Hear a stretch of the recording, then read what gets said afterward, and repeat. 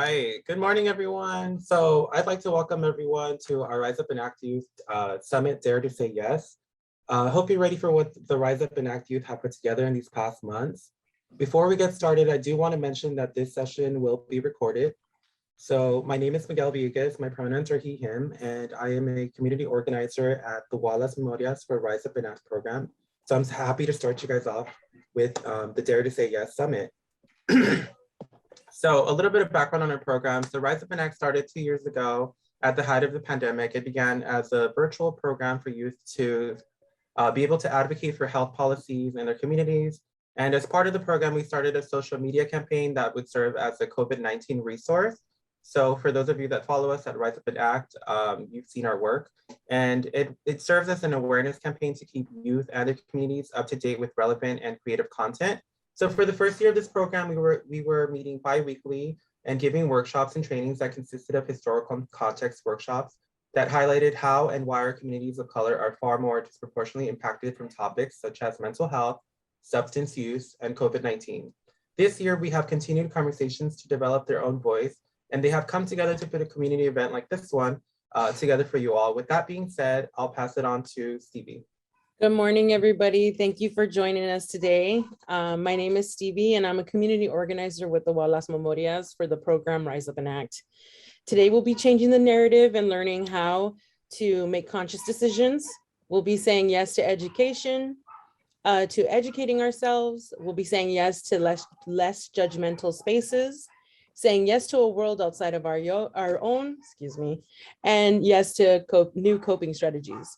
So let me have you all sound off on the chat for me, please, by typing in yes, because we're all going to do this together. So I'm going to give you a second to put yeses all in the chat for me, please. Okay, yes. So this space is for us to have an open dialogue and to take action to help heal and harm that is caused by misinformation, lack of information, and when it comes to substance use. We ask that you come in with an open mind to alternative thoughts, ideas, opinions, and behaviors. Thank you for being here. So before we get started, we'd like for everyone to sign in for the raffles. We'll be placing a link in the chat for you to enter your info. Please note that you must be present at the time of each raffle to win. If your name is called and you're not here, we'll respin for a new winner. Stevie or myself will reach out to you if you require a shipping address. I'd like to also add that an extra 2 giveaways were added onto today's agenda by our executive director as a gift for the holidays. So please stay tuned because up ahead we'll be sharing the 2 extra giveaways that we have. All right, everybody. Let me introduce you all to our keynote speaker, Veronica Alvarado, a mental health advocate and the founder of Chito Foundation, serving underprivileged Latinx youth who lack resources, discipline, and in need of guidance to meet their goals. They're helping youth take action in becoming the next generation of Latinx entrepreneurs and leaders. Everyone, please welcome Veronica Alvarado. Good morning, everyone. Happy Saturday. Stevie, Miguel, thank you so much for having me here. Can you guys hear me okay? I'm sorry, I'm kind of coming down with a little cold. Yeah, okay, bear with me. Yes, thank you all and welcome to the second annual Dare to Say Yes Youth Summit. It's an honor and a privilege for me to be here. As Stevie said, my name is Veronica Alvarado. I'm an entrepreneur. I'm a mom of 2. I'm the founder of the Chito Foundation, which we'll get into in a little bit. And I also serve as board chair at Amanecer Community Counseling Services here in downtown Los Angeles. And thus brings me to also be very passionate about advocating for mental health. Today, I just wanted to talk to you a little bit about my journey with mental health, what it's been, and what and why I represent mental health right now in my community. So a little bit about me. Let's see. I am the oldest of 3. My parents migrated here from El Salvador back in, wow, I want to say like early 70s. And I was born and raised in LA, so this is my home. I don't see myself leaving here. And thus everything that I do always originates. They always say, why LA? And I'm like, 'cause this is where my heart is. This is where I was born. This is what I do and what I live for. So to all of you Angelinos, welcome. I know we might have people that are signing in from out of state. We are excited to have you as well. But, you know, I wanted to talk a little bit about what that struggle was, right? Having come here, my parents migrating to a country that they didn't speak the language, as most of your parents might as well be in the same place. What did that look like? Mentally, emotionally, and financially? It was a struggle. I mean, at an early young age of 10 years old, we had to know what it was like to go out and work, right? With both our parents. So I think today what we talk about informing what abuse looks like, the importance of coping skills. To me, it's about telling your story. I know that we're living some very difficult times. Every generation probably says the same thing, but I really feel that we're in a different place today. When I met Stevie a couple of months ago, one of the things that we came together about was that we want to stand together and raise our voices to say that it's okay, that no matter what you're going through, you're not alone. And this is a safe place. This is a place that we are so blessed to be a part of, resources that are being lent to you. We have an amazing workshops that are being prepared for you that have been gone through so much work to get to. And we're just excited to be able to really dig into feelings. I know sometimes it's hard for us to talk about them, to bring them out. Growing up, that's not something we considered. Growing up, it wasn't, they didn't ask me what I thought about something. They didn't ask me what my feelings were. And that's what we're going to talk a little bit about today. What does that look like for us? So a little bit about me. Grew up in the LA area, went to Shore High School, then went to Santa Monica City College. I thought I had my life, you know, all planned out. But little did I know that being the oldest of the family and also first generation here, I learned very early on to dormant my feelings. I learned to put away and not talk about the pink elephant and the substance abuse in our family. There was a lot of alcoholism going on around me. There was a lot of emotional abuse. You know, and when I say emotional, is we don't realize how much we hurt each other with our words. And those weren't things that at that age were really discussed in my family because we didn't know how, right? Generationally, you just kind of followed the patterns that were brought to you. And it wasn't until after my divorce that I learned to articulate what my feelings were and what that was like. So growing up, I learned to be proper. I had to have the grades. I had to look perfect. I had to be perfect. I had to talk perfect because I didn't want to alter the people around me who drank to have physical emotions that would cause more pain to those around us. And even now at this age, at 48 years old, it's hard to discuss that because growing up as a child, as a teenager, I know how scary that is. Even now, it's hard to sometimes process that, but know that there is hope. Know that you can get through this, but it's how we do that together, right? So going back to my story, I learned at a very young age to just keep moving forward and forward. I got into hospitality at a very young age. I got a mentor that took me and developed me. I went from being in hotels to going to the House of Blues, if some of you guys might still know, the one that used to be on Sunset. So I did entertainment. I was around artists, drugs, alcohol, more alcohol, lots of money. From there, I went to Univision. So I went from one extreme. I went from hotels to entertainment to then media, right? So then I have another side of it. All artists, concerts, traveling, entertaining clients, never home.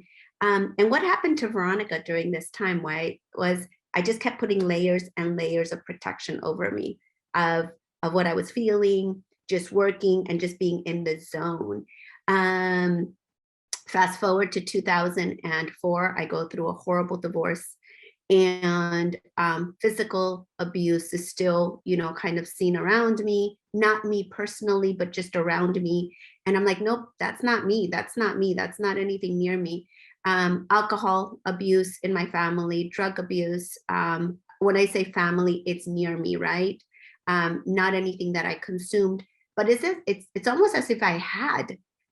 because the trauma was probably just as worse, or probably, I'm sorry, just as bad as if I was the one that was consuming the alcohol and the drugs. And it took me a while to realize that I needed help to process my feelings, to process what was going on around me, to process the fear that when somebody drank around me, when somebody was high around me, how to protect myself from that. And it wasn't until then, through my divorce, that I also realized that I had been in a relationship that was verbally abusive, and I had allowed it for all those years. And it was then that I realized that for my two boys, I was going to say enough. At that time, I said I was going to stop that. I wanted to make sure that my boys knew that there was healthier lifestyles, that whatever had happened in our generations behind us were not going to continue with us. It was a lot of talking, a lot of therapy. Hasn't been easy. Both my boys and I have suffered from anxiety, from depression, a lot of anger, a lot of resentment. But today I'm here to say that we're on a road to healing. It is a road. It's a journey. It doesn't happen overnight. But we've been blessed to have people like Amanecer Community Counseling Services, Rise Up and Act, that have resources and tools and amazing support people that help us get informed about what it looks like to cope and to get the resources and help that we need when we're in a breaking point, right? What leads us to substance abuse is that when we feel there's no way out, when we feel that that's the only thing we have. And let me tell you, there is so much better. No matter what you're going through today, no matter where you are today, it's always another day when you wake up and you realize there's more for me. There's more that I can give my family. Even though I come from a broken place, there's places and these broken pieces that define your story. Your story is just beginning. Your story matters. Your story is so important. And it might not look at it and it might not look like it at this time. I've got to tell you, but you're a work in progress. And that's what we're here to do, to talk about what that looks like. And, you know, for me, it was an honor to be here and to speak to you, the youth, because when I went through my career, one of the things that I realized was like, yes, I'm a director, right? I'm working with all these amazing badass, can I say that, artists, and I'm in and out of backstage, and my oldest son is now a music producer and he's into that. But I gotta tell you, it's a really dark place. If you're not grounded, if you don't know who you are, going into these places where there's so much temptation around you and there's so many things that can distract you from who you want to be, if you're an artist, regardless if you're an art, music, poetry, writer, whatever that looks like, if you're not grounded in who you are, it's going to get really hard for you to accomplish what you want. And so I say to you, take this time to really tap into the resources that are given to you, to ground yourself, to be able to really define who you are. And most importantly is make sure that your healthy habits build up for better, right? It's something that it's a daily practice. And I know that there's an amazing youth panel that we're going to be discussing, a great mental health workshop that are going to be discussing some of these practices, what that looks like for you. But all I've got to say is that our goal here today, and the reason why I built the Chito Foundation, is because I see the brokenness in our youth, because I know that it's hard for you to be seen. I know that right now with the shutdown of COVID, socializing out there isn't the same. And we feel like we're not being heard or seen or even valued for what we do. And so through the Chito Foundation, our goal, and with partners like Amanecer and Rise Up and Act, is to be able to give you that platform and that space to be partnered with one-on-one mentors that can really help you develop into that next phase of your life. Juniors, seniors in high school, first years of college students, is how do we help you? Not everybody is meant for college. We're not saying don't go to college, but I didn't. And I've had an amazing career, but that was because I was blessed with mentors that took me, that saw me for my talents, for what I could do, believed in me, and not only believed in me, but walked with me all the way. So, and that's what we're here to do today, to show you and to tell you and to give you those resources that say you're not alone. We're here to help you along your journey.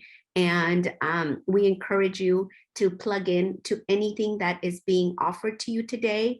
If you know of somebody that might benefit from this as well, share this link afterwards, share the resources, and spread the love. Stevie? Thank you so much, Veronica. We really appreciate you being here today and for sharing.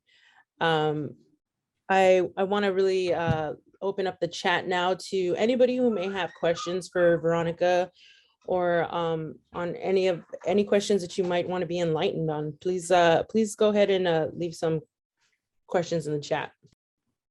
Don't all be shy. No one's gonna bite. It's virtual. This is a safe space. Is everyone awake this morning? I know we're all gearing up for the holiday. Everybody's really just ready to wind down, done with classes. I hope you're all done with classes. But Veronica, it was such a pleasure to meet you the other day in person, and to really hear about your story. And we really appreciate all the stuff that you're doing on your end, and for us to be able to work as a community together to reach the youth. It's actually such a blessing to meet others like us, with the same goal in mind. I really just want to tell you we appreciate it. Let's see. I see some stuff going off in the chat. Give me a second. Let me read some of these. Just give me a second. Maria says, Veronica has been my mentor for over 12 years. Thank you. Well, that's fantastic. So thank you for sharing. Thank you, Maria. Alejandro says, I'm here with 2 sons and your story is resonating. Nathan says, how did you deal with working with so much temptation in the music industry? Wow, that's a good one. So let's see, 8 years at House of Blues and then 3 years at Univision. One, Nathan is my son, so thank you for that question. But I think the grounding, it was very difficult. Like I said, there was, and you hear that, right? Drugs, alcohol, pornography, sex everywhere, opened up a door. And when I started at House of Blues, I was actually 21 years old. I'm sorry, I was 20. Nathan was only a few months old, by the way. I wasn't even legally allowed to stay in the venue when we had 21 and over shows. I had to go across the street. But what was interesting through that is that I think my values growing up were so instilled in me that one, I feared the alcohol a lot because of my father who drank and my uncles around me. So that wasn't a part. I think that the rest of it was just me setting boundaries of this is not my world. I come in and do a job. Again, grounding yourself. You have to ground on who you are. What's around you doesn't define you. I was there to do a job and I wanted to do it to the best of my ability and make my parents proud, make my boys proud. And so it's really easy to get tempted. I think, again, I can't stress enough, you need to know who you are. You've got to ground yourself on who you are, determine at the very core of your values, these are my boundaries and I just don't cross them. And to this day, knock on wood, never had any substance abuse that I consumed. But it was a struggle because you lose a lot of friends, which I think aren't really friends. You kind of know, and the ones that are real friends will never ask you to try something that they know that you're not into. Yes, I think it's very true. It is important to set your own boundaries, and those that are your friends will understand, what you have for yourself. And if you make it clear, they should follow those things. And if they're pushing you, then it's not a friend. It's definitely not a friend. I got a direct message from Natalie who asks, can you talk about healthy boundaries in this holiday season specifically? That's a very good one, especially with our families right now. I think that it's all in your tone. You can say and set boundaries, especially I come from a Latino culture, right, where we don't know what boundaries are. I struggle with boundaries with my mom all the time. I'm like, Mom, mark your space. Like, and she's like, or I say, stay in your lane. And I can do it kiddingly, but she's like, I don't get it. And so I think that with my boys, my sons, they're not boys anymore, but with my sons and with my family, just with loving words, I personally have been struggling with anxiety as Stevie is, and some of you who follow me on social media have known that. I just ask people to bear with me during this time as I am, going through a healing process. Natalie, I think when you're asking about the boundaries, there's a lot of them, right? So is it maybe for your own safe space? Is it when you don't want to be around somebody who's drinking because it might be, enticing, or it might be something that you feel like you might be a struggle for you? Separate yourself. It's okay to say, I'm not in a place right now to attend this event. I am not in a like, but it all comes out in your words. With my boys, we do the same thing. We say, you know what, today's just not a good day for me. I'm just gonna, sit back, or I'm gonna step away. But I think using your words, using with kindness, spreading with love, and they might not understand you, but at this point, it's about you. And the more you do it, the more you set those healthy boundaries with them, they'll eventually pick up on it. But this is not about them. This is about your safe space. This is about your protection. This is about what you're doing for you and your healing process. Thank you so much, Veronica. I really do appreciate you. I do see one more comment. It says, sorry, Alejandro, it's me, Maria. Alejandro and Carlos, oh, it just disappeared. Hold on. Alejandro and Carlos are my sons, trying to find resources for all of us, especially mentors for my sons, 16 and 12. As we mentioned, we have some of our community partners here, along with Veronica, Chito, ourselves, Rise Up and Act. If you're interested in finding some type of mentorship and additional resources, we can definitely get in contact with anybody who would like to know more about our programs, more in depth, and what specifically you need, and we can always be a help. So I'm going to go ahead and pass this over to Miguel. Thank you. Okay, awesome. Veronica, I just want to say thank you for your message and all the work that you do. I agree. The most important tool that we have is our voice, and grounding yourself and really finding and developing your story is essential to, your own self-growth. If you haven't already shared, can you please share where we can find more of your work, and maybe where we can follow you if we wanted to get involved with some of your work? Most definitely. I'll include it in the chat. Okay, awesome. Okay, so up next, we have our first giveaway. So now who's ready for our first workshop? So first of all, I'd like to introduce our first presenter, who is known as the Drug Lady. Rana Hashemi is a drug educator, school-based program developer, and behavioral scientist coach who believes that comprehensive drug education should be compassionate, engaging, and empowering. Please give a warm welcome to Rana Hashemi and her co-facilitators, Jasmine Gallegos, Angel Perez, and Ana Aviles. Good morning, everybody. Is this working? Awesome. I'm gonna just share my screen real quick. My name is Rana Hashemi. I go by she or her pronouns. As you all mentioned, I'm a drug educator and a behavioral scientist. I'm a master's student right now at Stanford School of Medicine, where I'm studying how to improve the effectiveness of messages about drugs towards teenagers. Naturally, I am committed and got invested in this work because I myself was a young person who began experimenting with drugs in high school while dealing with mental health issues and had no one to talk to, both about the challenges I was experiencing and about my substance use. And so as my mental health challenges, my anxiety, my sense of isolation, I have learning disabilities, worsened because of my drug use, I also didn't know how to stay safe. And so my use became really problematic. I was getting drunk every weekend. I was smoking weed every day after school. And I felt like I was slowly slipping away from myself and watching my community and my friends advance in their lives.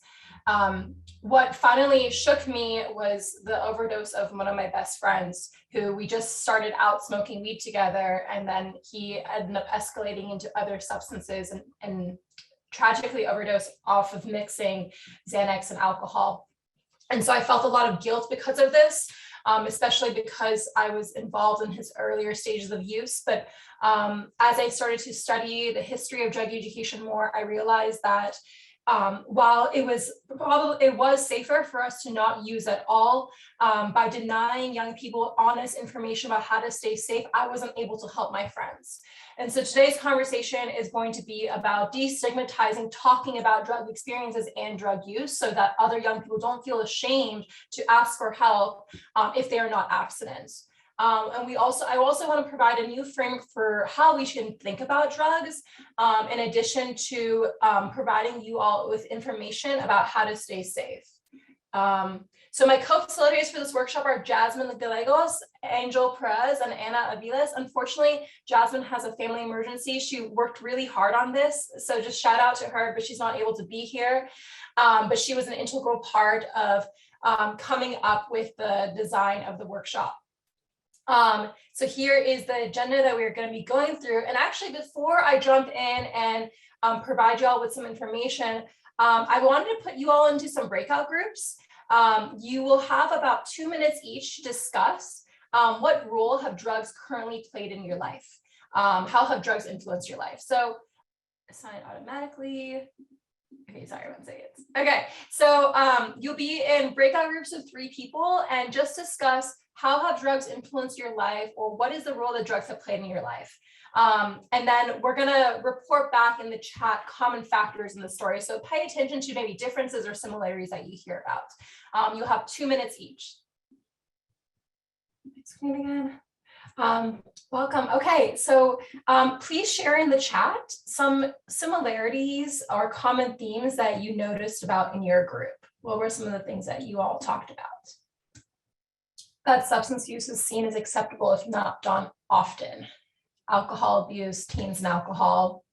It's difficult to talk about substance use in our families, especially with our parents. Yeah. I remember that feeling really well, being the daughter of a single mom who's an immigrant, and both knowing that I would be letting her down if I talked about my use, but also she was my best friend and I had no one else to talk to. In my group, we agreed that we didn't have firsthand experience with drugs, but recognize how destructive it is in others. Yeah, and that's the thing with drugs. It's even if we're not using it, we're affected by it because it's in our communities and it's affecting the people around us.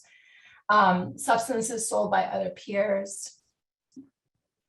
So keep on sharing in the chat. One of the things I want us to notice is how diverse the experiences are with substances, both for people who use and people who don't use. For some people, it can be used for socializing and recreation. For some people, it's healing, and some people, it's destructive. And then also you have the community who's impacted by that as well. And so the thing I love about talking about drugs is that there's a lot of nuance. There's no one right answer. It's a double-edged sword, as we'll get into a little bit more. But next, I wanted to call up my co-facilitators. We'll start with, I believe, Angel. Angel is going to be telling us a little bit about why this topic is important to him. All right, cool. Hi, everyone. Good morning. Thank you all for joining us here today. Like Rana mentioned, my name is Angel. I'm also part of the Rise Up and Youth for Change program. For me, with my experience with drugs, you know, a lot of my family members did consume drugs before even I was born. They would smoke. Even to this day, they like to drink. And for the most part, they carry this idea that, like, you know, because it feels good, it is good. But they don't really are considerate of, like, you know, the risk that comes with it. They're not really concerned about it. But that's because they're not really educated on it. But even so, when they've kind of, you know, shifted away from, you know, consuming other sorts of substances, they always carry that negative perception that if you consume it, you're a bad person, or you're a bad influence on your community, you're a bad influence on your families. I know that I'll be talking a little bit more about this, but, you know, I've had other members who are definitely going through some abuse with it, but they don't have the proper resources that could also guide them through their journeys. But it does relieve me in a way to know that there is, you know, some resources that people can take with them in order to guide them through their journeys. Because, you know, the summit's not all about, like, you know, saying like no to drugs. You know, that's always been something that has been said to me, like, you just should always just say no to drugs. that's not always the case, right? You could carry out this aspect of consuming substances, but it's also about, making sure that you have the right coping skills, as Veronica mentioned, having the right support, having the right teachers, and having that proper knowledge. I know that for me, social media is a big thing right now, especially like Instagram, and I see a lot of my peers engaging in substances, but not always careful about it, especially with their coping skills, having the right knowledge. And these are people who are my age. I'm 19 years old. So definitely, I'm not here to say like, I'm a great expert of like substance use, that's why I also joined Rise Up and Act to kind of gain more education about this, because I also want to be that person to, educate my family, to change their ways of, or shift their thinking a little bit about substance use, so that they're not constantly stereotyping people or putting people down for trying to, try out this aspect or experience this aspect of life. Anna, could you please share your piece? Hi everyone, good morning. I hope we're all awake. My name is Ana Viles and I am a new member of the Rise Up and Act community. For me, substance abuse has been a very delicate topic, mainly because I've had a lot of aunts and uncles, partake in this addiction. One of my uncles, when I used to live in my grandma's house, he used to live outside in a tent, and that's where he would do most of his drugs. And it was very difficult seeing him, not really be stable within his drug abuse and his addiction. It's just been, it's been very hard because I had to grow up around that and seeing how my other family members treated him like he was below, like lower than them, instead of actually trying to help them and provide him with resources. I have an aunt who was actually forced by her boyfriend to gunpoint at one time to consume drugs, and it was very difficult hearing stories about how she had to fight through that relationship abuse and struggle, which led her to another form of abuse, which was drug addiction. And it had been very difficult, and seeing that within my very young years, because when I heard about my aunt's story, I was around 8 years old, so I was still fairly young and I didn't really know what it meant. And now that I'm a junior in high school, and I know now what that means to feel addicted, because I hear stories about my peers as well. Like Angel had mentioned, it's very common to see our friends and our community members, partake in this addiction, especially on social media. Like they glorify this, and they glorify, getting drunk to the point where you can't remember what you did, or, feeling like you can't be able to function properly anymore. And I feel like that's a very negative, standpoint of this addiction. It's fine if you want to consume a drink or two, but to the point where you feel like you have to black out in order to have a good time, that's kind of the negative aspect of all of this, which is why I'm here today. I think that this is a very important topic that a lot of youth don't necessarily talk about, because it's uncomfortable for them. They don't really want to talk about it with adults. They might talk about it with friends, but the more drinks you have, the cooler you are. Which is why I think we need to kind of break that stereotype and just have a real mature conversation of how to be safe with this and still have fun and still feel like you're safe, that you don't have to go to this far place in order to, be part of your group. And yes, that's my story. Thank you so much. Just checking my slides are working, right? So I'm going to go dive into a little bit about the science behind mental health and drug use. Especially because people with mental health challenges, we may see some friends using substances, we may see family members using substances, but why do some people tip over the edge? Why do some people escalate their use? And we see differences in relationships. So to understand that, we have to learn a little about the brain first. So all drugs that get us high work by changing the way our brain works. So substances, like for example, in the photo I have here, THC, which is the active compound in cannabis, it's what gets you high in the cannabis plant, looks very similar to our brain's own chemical. So when we consume a drug, it interacts with our own chemicals because our brain thinks it's its own substance. And usually the effects of drugs are short-lived, as the drugs are cleared from the body and brain, everything goes back to normal. But this process is a little bit different for people who have underlying mental health issues. And so I want to just first acknowledge that people use drugs for different reasons. Some people are just using for experimentation, for recreation, for enjoyment, but some people are using it to help with problems. And for those who are using drugs to help them avoid or escape unpleasant mental health symptoms, those are the ones who typically escalate. There was a lot of conversation growing up with me around like gateway drugs. I want to acknowledge that there's no gateway drugs. There are only gateway conditions. Trauma is the gateway drug. Trauma and mental health is what determines why one person may escalate their use and have a substance use disorder versus another person is able to manage their use. And the reason for trauma underlying our mental health issues is that the way our brain chemistry works is the brain tries to keep its chemicals at the right level. And people with depression or anxiety or who are dealing with stress, because of those conditions in their lives, their brain chemistry is impacted. And because when levels are too high or too low of certain brain chemicals, it causes mental health symptoms, emotional or mental distress. So again, a lot of things can throw your brain chemistry out of balance, stress, mental illness, physical illness, lifestyle, but so do drugs. So here are some of the most important chemical messengers. We have adrenaline, non-adrenaline, that's usually released in fight, flight, or freeze mode for stress. You have serotonin, which is used for it's like the happy chemical, and dopamine, which is the motivational chemical. Now I want to zoom in right here and show you big picture what happens when these chemicals go out of balance. So let's dive into adrenaline first. So this is typically released when people are going to fight, flight, or freeze. So if you look at the top, at the plus, when these chemicals are too high, you may be paranoid, panicked, afraid. And if it's too low, you may feel really drowsy, really sedated, really tired. And the middle, the balance, is kind of what we're supposed to feel when we're feeling healthy. The next one I want to look at is serotonin. So when we have too high levels of serotonin, we may feel like hallucinations, overheating. And when it's too low, we may feel really anxious, socially withdrawn, and sad. But the balance of serotonin should be we're happy, we're social, we're content. And then the last one is dopamine. Again, look at the spectrum. When dopamine is too high, you feel like super rewarded, overly confident, euphoric.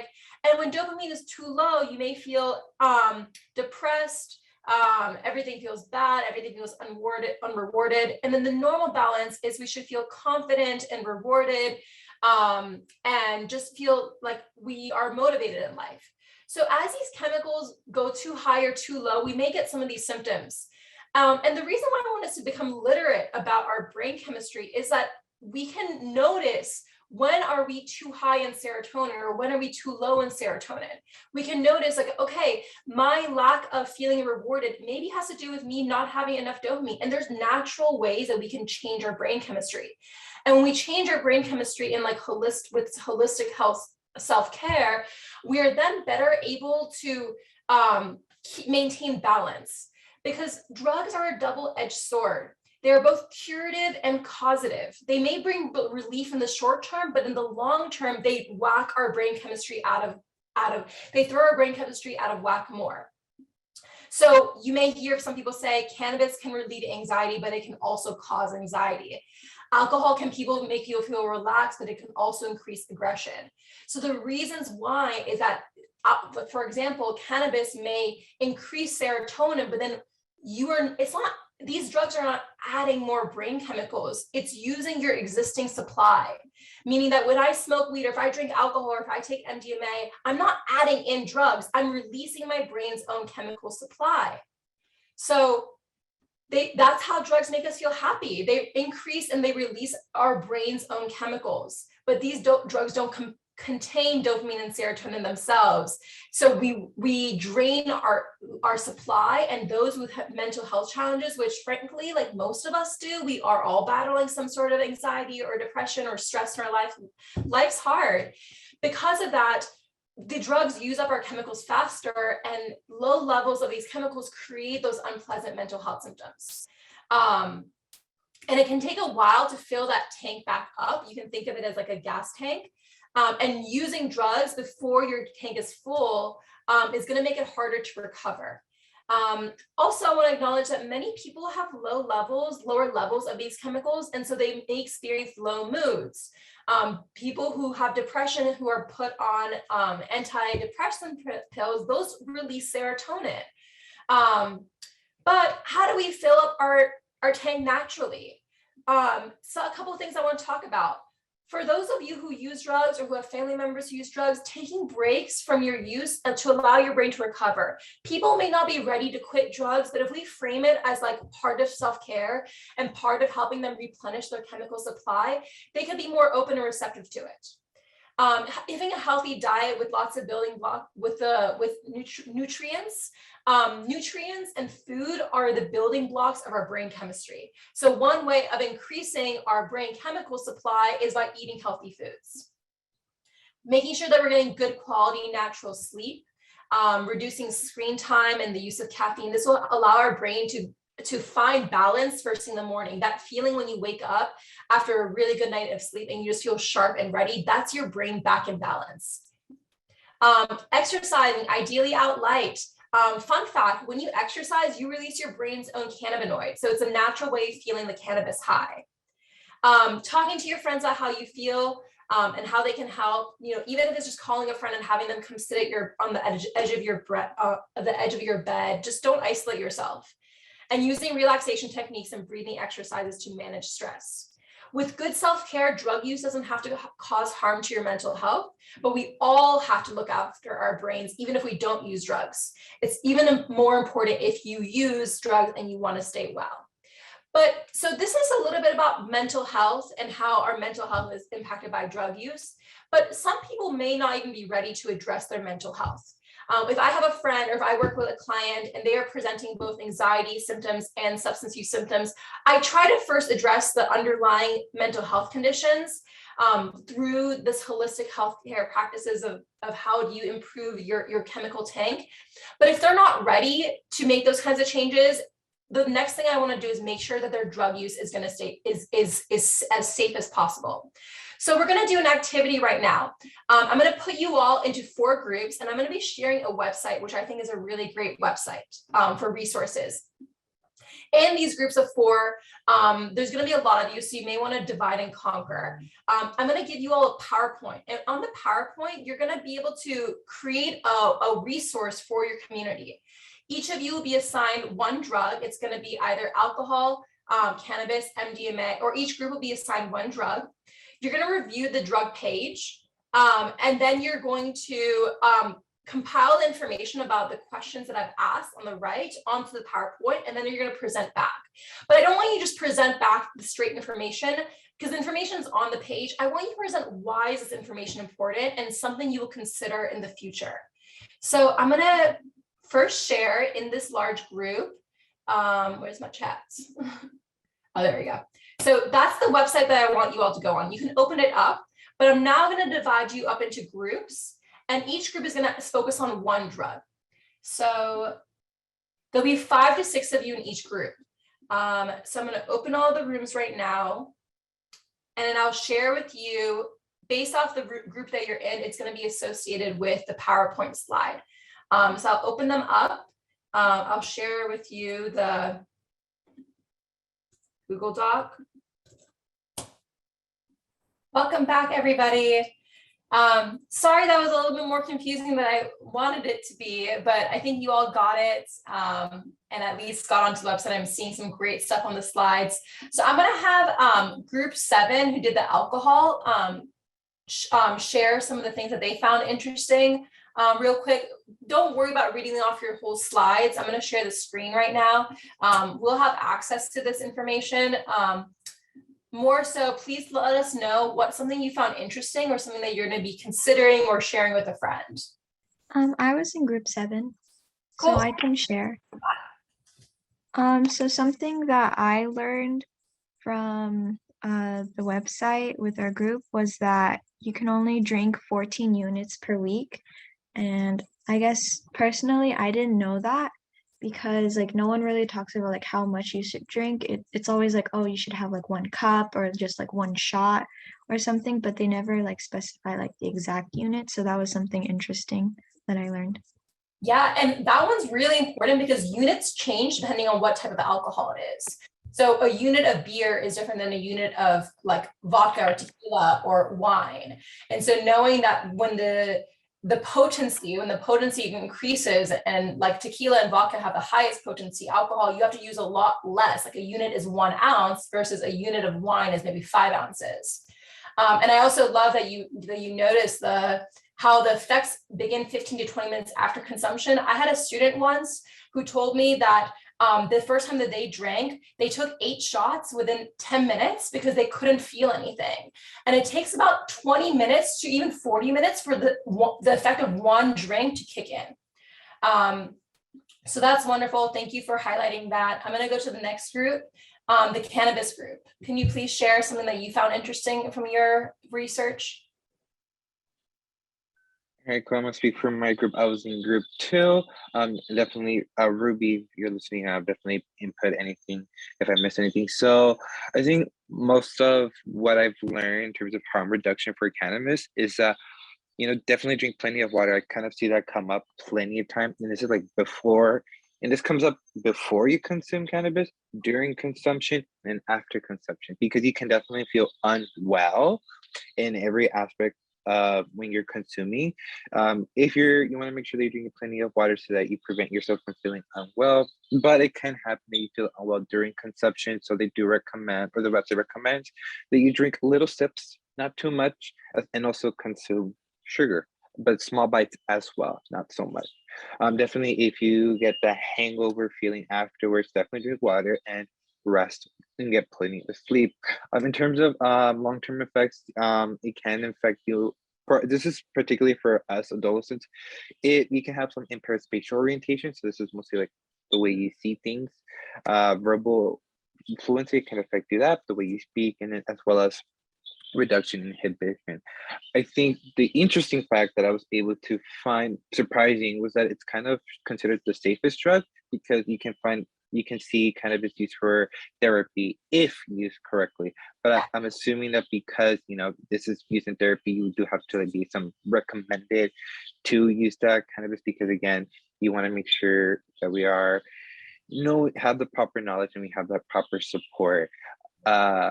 And so yeah. And I'll say one thing, it can be the safest drug for adults, but it is like the research is like very, very clear that using cannabis as an adolescent, because of these effects on the brain, can result in long-term effects more than they have for adults.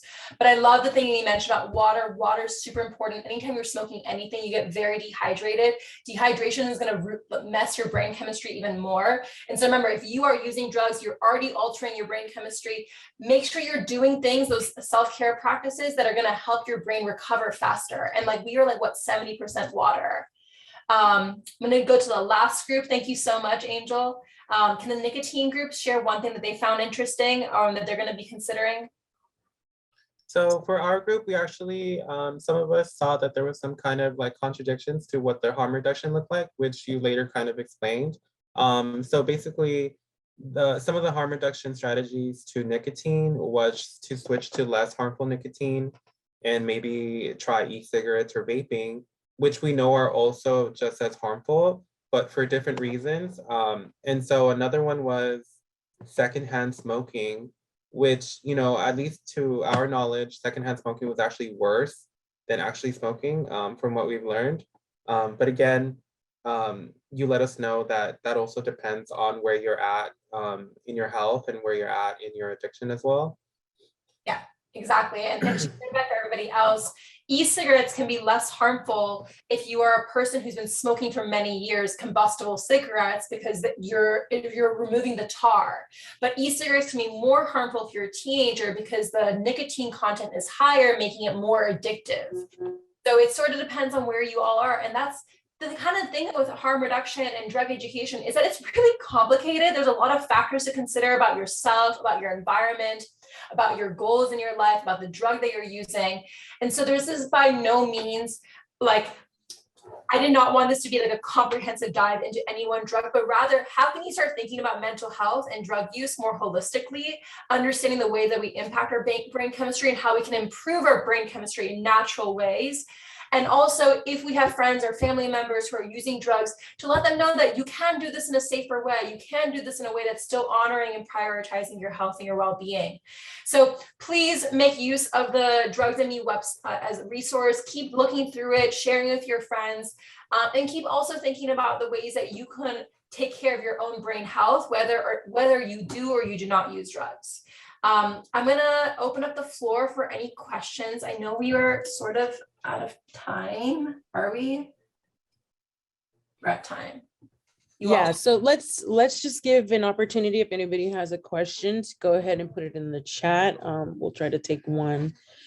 And in the meantime, I'll just say thank you all so much for participating and starting a more honest, science-based, and compassionate conversation about drugs.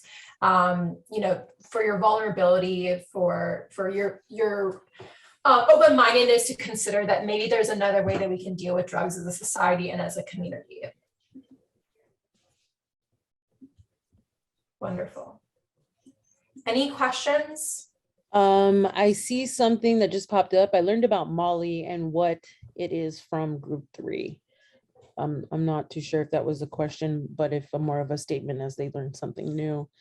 We do want to thank you, Rana, for being with us today and sharing. I'm going to go ahead and pass off to Miguel. Yeah, no, I also want to thank Rana, Angel, and Anna. Many of us share similar experiences, and I appreciate you all sharing, as these conversations are what open up the dialogue for policy change and creation of substance use prevention programs for youth. Okay, awesome. So joining us next are some very special individuals that have made this programming possible. Please welcome our youth who are here to share some of their experiences and thoughts with you all today. Over the last year, we have met with some of these youth who are advocates and leaders of their communities. Some of their concerns, of course, have been the lack of substance use prevention programs, mental health advocacy for peers their age, either in school or in their communities. And so they've committed to bringing events like these to community members like yourselves so that we can all take some time to learn and advocate for these resources for younger adults who may not get to receive these kinds of resources in their schools or communities, especially during these trying times. With that, Jennifer, I want to welcome you and everyone else here, so please take it away. Hello to all of you joining us here today, and welcome to our youth panel. My name is Jennifer. My pronouns are she, her, and I'm here as an intern with Rise Up and Act. For such an important topic for today's summit, we need to hear about the different perspectives of how substance use can affect all kinds of people, which is why we're going to have our wonderful group of Rise Up participants here today to share. Today, we're going to go over some questions about the impact that substance use has had in each of our panelists' lives. So to start off, can we go around the room and have each one of our panelists introduce yourselves? Hi, everyone. Good morning once again, or well, still morning. My name is Angel Perez. I'm so happy that everyone here is joining us today. I hope we can learn a lot today. Hi, good morning, everyone. My name is Ana Viles, and thank you for taking the time out of your day, especially on a Saturday, to learn about this issue. And I really do hope that you can take something away from this summit. Hey everyone, my name is Anna Sol, and thank you so much for being here. Hello everyone, my name is Ramon Oliva. Thanks for joining us today. I hope we can all learn something from this recurring issue. Thank you to everyone who's introduced yourselves. So now we can get started with our very first question, which is, why is the topic of mental health and substance important to you? And can each of you please elaborate? Yes, for me, mental health is important to me, and like substance abuse is just important to me because I personally have been through challenges with my own mental health, and I know how hard it is to get through it and how vulnerable you can get. Like I said before, my own family has had many addiction problems, and seeing them go through this has been a struggle because I've seen their want to quit, but it's very hard for them to actually get to that stage, which is why I'm here today to try to help people and understand that substance addiction is serious and it deserves a lot more of our attention. Thank you so much for sharing, Anna. I think for me, mental health and substance is often stigmatized in my family. I kind of shared a little bit during our workshop today with Rana. To kind of elaborate a little bit more, I always say this, that the COVID-19 pandemic has really brought us, more attention of our mental health, especially the way we cope with stress. And with my family, feeling stressed is like a sign of weakness or a quote unquote sign of craziness.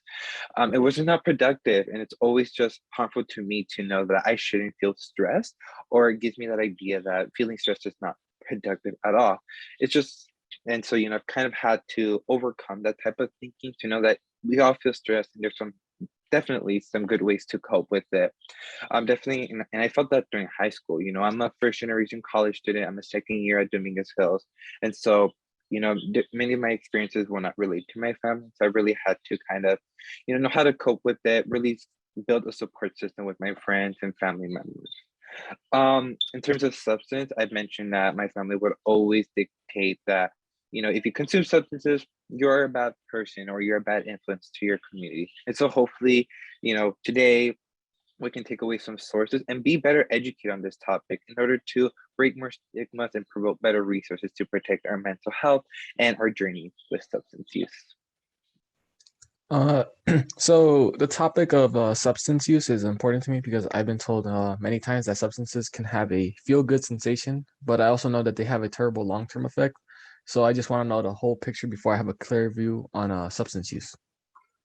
The topic of mental health is important to me because younger generations should have resources to help them understand healthy ways to cope, healthy ways to handle stress, and how to talk about their feelings without feeling scared or embarrassed. Substance use has had bad stigma around it, and instead of feeding into that stigma, I feel that there should be more positive outlooks on safe ways to consume certain substances. Thank you. You all gave really insightful and wonderful responses. So now we're going to start with our second question, which is, can each of you please share some of your own experiences and or situations where you have been met with in social situations with other peers in regards to substance use? I feel like this question is kind of similar. We've had similar experiences, but personally, I've been to parties both in school and family where drinks especially have been like the main priority and the main thing that people offer. And there is a lot of pressure to accept the drink. Aside from that, substance addiction, like I said, is a very, difficult topic with me because various members of my family have dealt with addiction. Another story I would like to share aside from my aunt and uncle are my two aunts who are now raising a child who has trouble learning as a result of his mother, my aunt's wife's daughter. I know it can be confusing.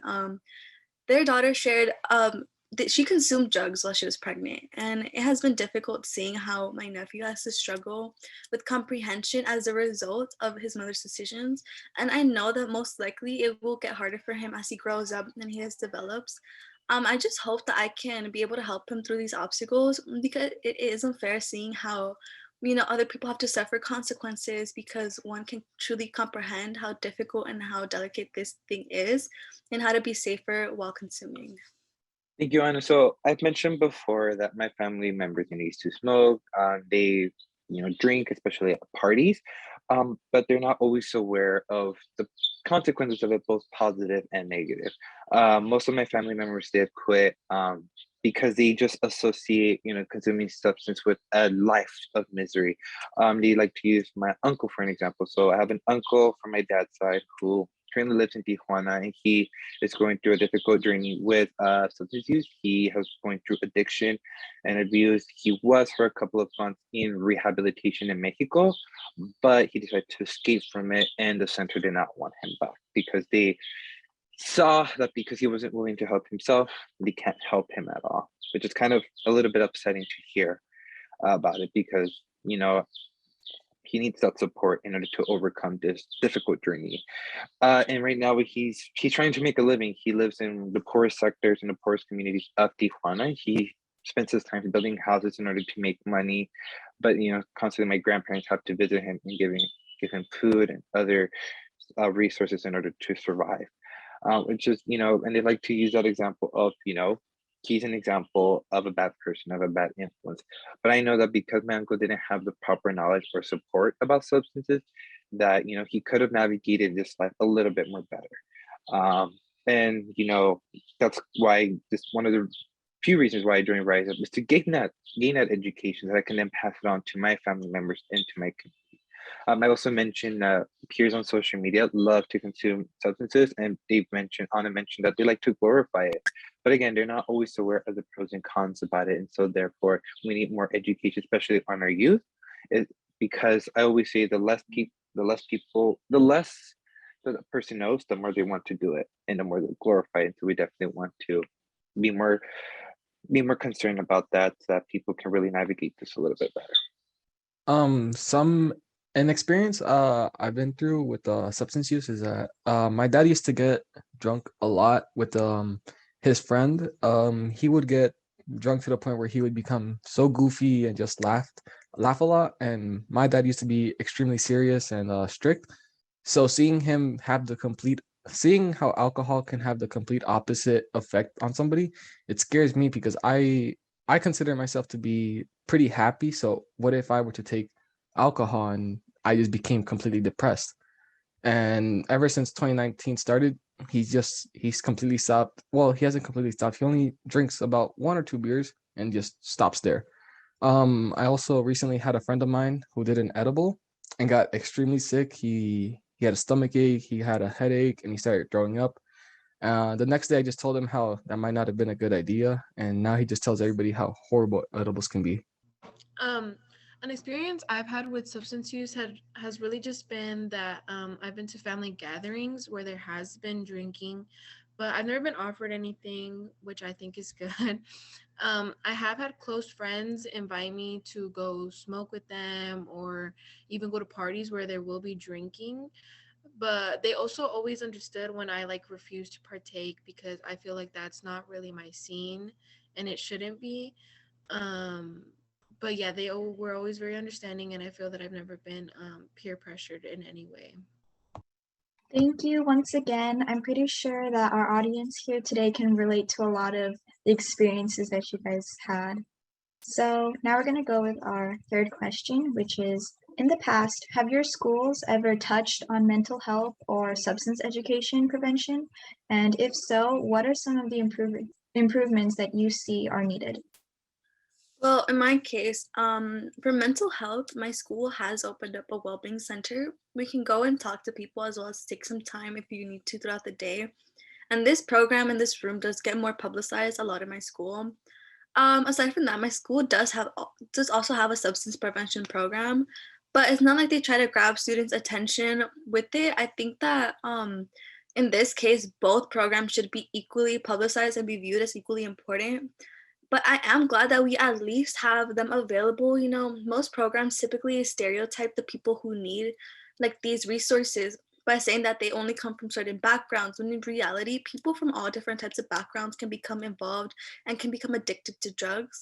Instead of helping them, I feel like these programs actually try to blame them and create a hostile and judgmental environment where the main form of prevention is kind of some sort of punishment, which is where I think that these programs are failing at, because they make these people feel like what they're doing is the end of the world instead of trying to actually give them help and resources. You know, they blame them for making these choices, which I think is where we need to improve on. And hopefully, you know, programs do change and kind of create a more like judgmental free environment and just more of a welcoming community.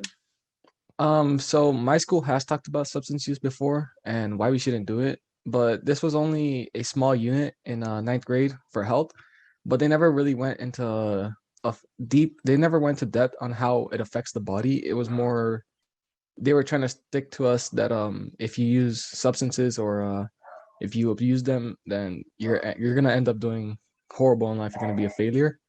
Uh, and at my school, personally, the security and staff just doesn't care about substance being used by students. Sometimes they even let students slide if they're caught because they just don't want to deal with the extra work, I guess. Thank you, Ramon. For me, in middle school and high school, we always jump to the conclusion of just say no to drugs, always. Which that convinced teens and adults even more because, like I mentioned, the less they know, the more they engage. And you know, they're engaging with substances without having that proper knowledge. I remember when I was in middle school and elementary, there was this campaign that we'd follow called Red Ribbon Week, where we would pledge to never ever consume drugs in our lives. And we would even carry this red ribbon on our uniform to say that we stand against drugs. But again, we never talked about the pros and cons about it. We always, or if anything, we always just stick to the cons, making it seem that just consuming any sort of substance is bad and we should definitely stay away from it. It was definitely limited in high school, the topic of substance. I think that mental health is definitely very well touched in high school. So I remember growing up with the therapist when I was younger. And then when I was in high school, I really had to navigate better my stress and my experience in high school because I just carried so much pressure. And I had this amazing counselor. Her name is Miss Resney, and she just really helped me understand what are some good ways to cope with it. I did take a mental health class when I was in college, last semester actually, but there wasn't a lot of students in that class, and not a lot of students were so engaged with the material. So it just made it so, for many students, that was just another class to take, which was, a little bit upsetting to know because, definitely we should be more educated on how to navigate mental health, especially given the circumstances right now where we're in we're in a pandemic. Thank you, Angel. So in terms of mental health, I have noticed that my school has had a lot more, they have talked about mental health a lot more. And recently we did have a counselor come speak to each class about setting healthy boundaries in the holidays and how the holidays may make somebody feel. And I think that's definitely like a step up towards, having more mental health advocacy. And in terms of substance use, my school has only had assemblies discussing the negative impacts of substance use and addiction. And also, like Angel mentioned, my school, starting as early as elementary, we had to participate in Red Ribbon Week, and they would have us make pledges to, just stay drug free and stay away from drugs. And it was like these promises that we had to make, and it was almost like forceful. And I also feel that my school is more focused on discipline against substance use. For example, if they catch somebody smoking in the bathroom, they talk about the consequences, such as like being sent to a disciplinary school. And I feel that if they're noticing that that's a problem occurring in our school, then they should educate us more on the topic instead of just, don't do it, stay drug free. And, I hope that that is something that can happen in the near future. Thank you for your responses. I have to agree with a lot of you on how schools don't really talk about the correct way to address substance use. So now we're going to go to our final question, which is, how does knowing moderation and the knowledge of substances change your view on substance use? I think for me, it relieves me to know that there is another option because, like I mentioned, I come from a family who conditioned using something to something bad, and there's no way of getting out of it. But it relieves me to know that we can be safe and have some moderation and practice harm reduction strategies along our journeys. In this way, people can feel more confident to try substance and have a box of tools that can guide their journey. Okay, thank you so much, Miguel. So this wraps up our youth panel on substance use. Thank you once again to each one of the Rise Up and Act panelists for sharing their personal experiences with substance use and mental health. Can we get a round of applause in the chat with the little emojis? Thank you. Okay. All right. Thank you so much for everyone that participated today. I think meeting most of you about a year ago, I've definitely seen you grow into your own voice and just speak much more confidently about the issues that matter to you. And it's honestly like such a blessing to see that. And I hope you are very proud of yourselves and the platform that you've built. So can everyone just please join me again in giving them a round of applause to these amazing leaders?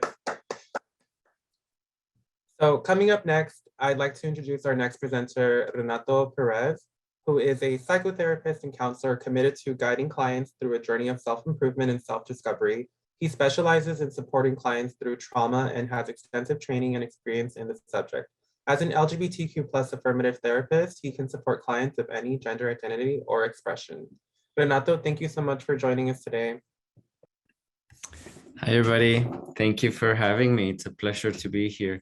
And it's been so wonderful to hear all of your thoughts on drugs and specifically about mental health. So I have a little presentation that I would want to share. We're going to be focusing a lot on mental health and how to cope, right? One of the most interesting things that we get to understand is that everything that we do in life is it's a benefit to us, right? And sometimes the benefit is real, but sometimes is not good for us. So we'll talk a little bit more about that. So let me put up my, are they gonna put up the slideshow? All right, and before I get started, again, my name is Renato Perez. I am a psychotherapist. My pronouns are he and they, and I wear a lot of hats in the community. So I'm a mental health therapist by evenings and nights and weekends. During the day, I work for a community agency where I support other therapists in training, and they so as a clinical supervisor. I also teach at Pacific Oaks College for also for therapists that are in training, the gender and sexuality course and psychopathology.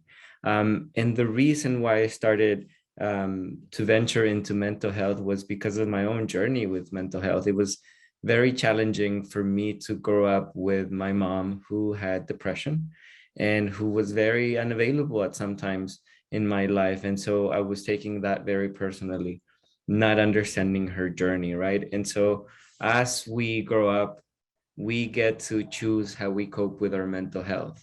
And some of those choices are really beneficial, but some of those choices are not beneficial, right? And so we talked about the choices that we get, and drugs and alcohol are definitely choices that we have to cope with our mental health, to cope with depression, to cope with anxiety. Are they the healthiest? Not always, right? And most of the time they're not really. So I'm going to share a little bit about what is mental health, a little bit about what's anxiety, how to manage it, a little bit about what's depression, how to manage it, and a bunch of coping skills that we can use instead of utilizing drugs and alcohol. Okay. So mental health, it includes a bunch of different things, right? One of the most important things is our emotional, which is right here. A lot of us think about our emotions as in our heart or in our chest, like how do I feel, right? The other part would be psychological, which is my brain health. How is my brain functioning? Is the right chemistry functioning right? Do I have the right amount of hormones that are like running through my mind or through my body, right? And so sometimes it's not up to us. Sometimes our chemistry is a little off and it has nothing to do with any of the choices that we've done, simply the way that they are, right?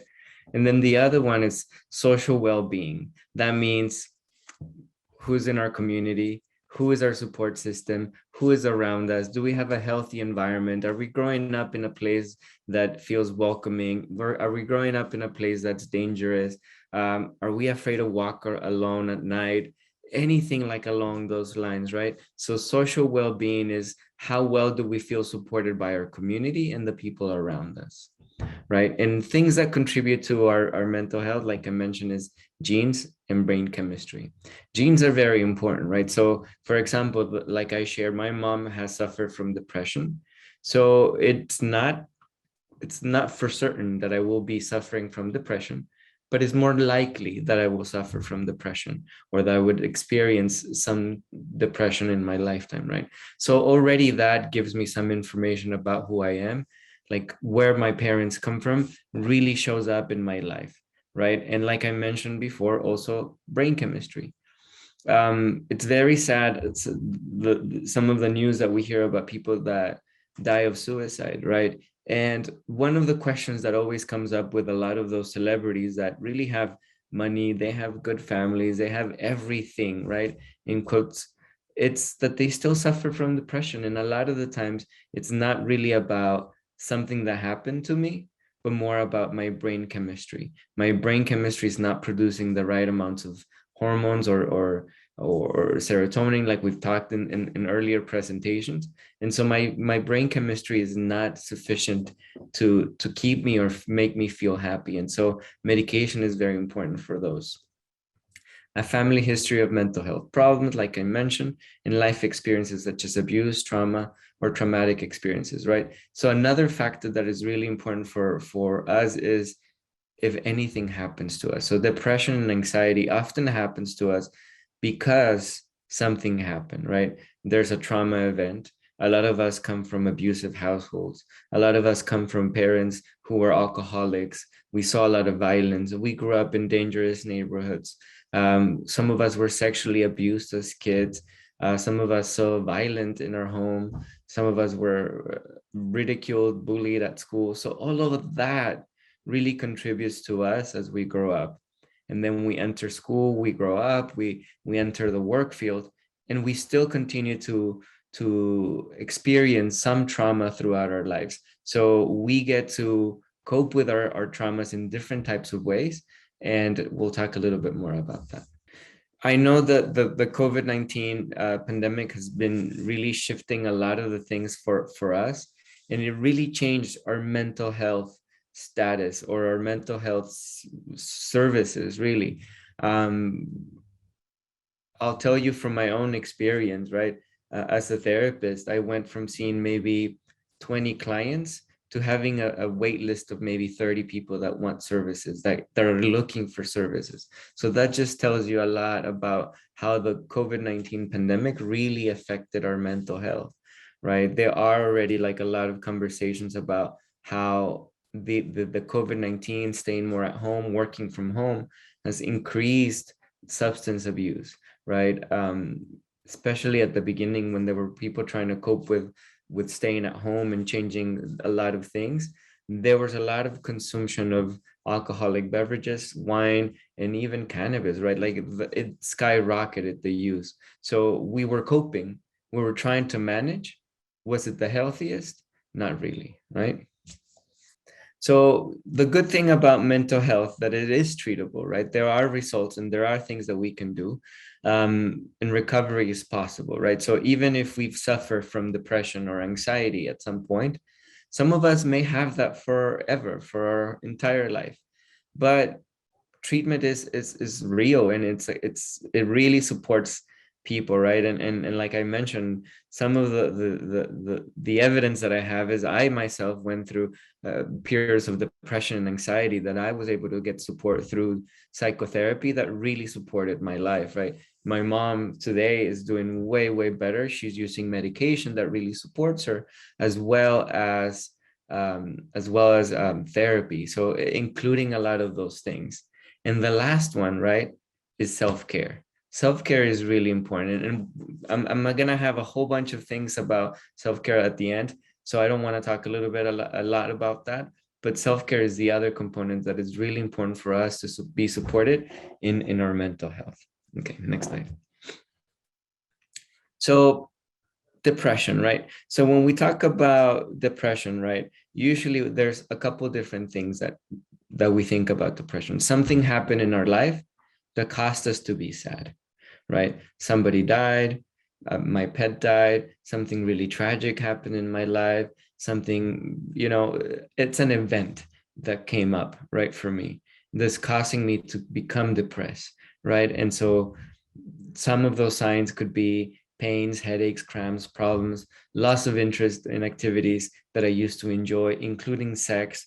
If I were like really into soccer or anything like that, I would stop doing soccer. If I were an avid runner, I would stop running because it doesn't feel enjoyable anymore, right? The other side of depression, like I mentioned, is the chemical imbalance, right? Sometimes nothing really is happening in our lives. Everything seems to be okay.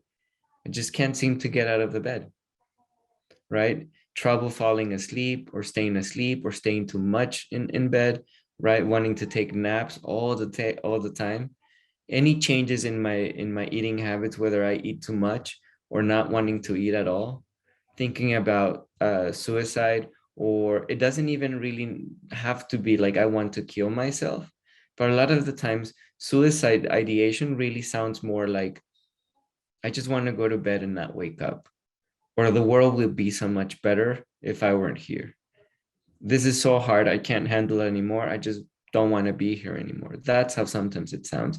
It doesn't always sound like I'm going to do an activity to try to die of suicide or die from suicide, right? Experiencing feelings of guilt, helplessness, hopelessness, emptiness, right? It feels like nobody's here for me, even though there are people around me, Okay, so these are some of the signs of depression, right? Some of them are very internal, but some of them are very visible, right? And so when you are hanging out with people, you can also notice some of those things, right? You can always ask your friends, hey, I noticed some changes in you. Is everything okay? And really be there for them, really ask them, really be present for them, right? So we are able to connect in that regard, right? Next slide. Now, for anxiety, this is really interesting, right? Anxiety can happen for, again, multiple reasons, right?